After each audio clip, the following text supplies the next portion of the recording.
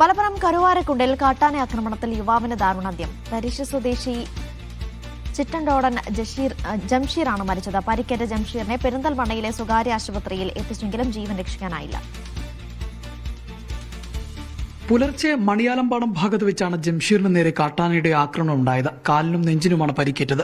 ജംഷീർ തന്നെയാണ് സുഹൃത്തുക്കളെ വിളിച്ച് ആക്രമണ വിവരം അറിയിക്കുന്നത്.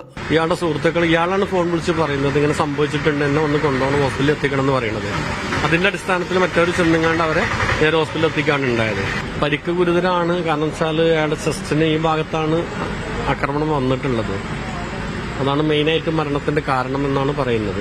ആദ്യം കരുവാരക്കുണ്ടിലെ സ്വകാര്യ ആശുപത്രിയിലും പിന്നീട് പെരിന്തൽമണ്ണയിലെ ആശുപത്രിയിലും എത്തിച്ചെങ്കിലും ജീവൻ രക്ഷിക്കാനായില്ല. ആശുപത്രിയിലെത്തിയ ഡിഎഫ്ഒക്കെതിരെ നാട്ടുകാർ പ്രതിഷേധമുയർത്തി. സംഭവത്തിൽ ചില ദുരൂഹതകൾ ഉണ്ടെന്ന വനംവകുപ്പിന്റെ സംശയങ്ങളാണ് നാട്ടുകാരെ ചൊടിപ്പിച്ചത്.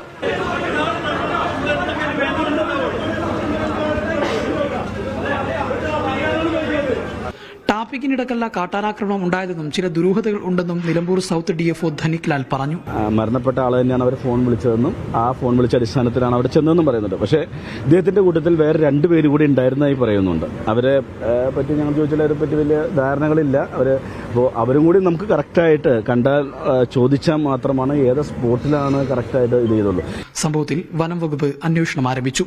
മീഡിയ 1 മലപ്പുറം.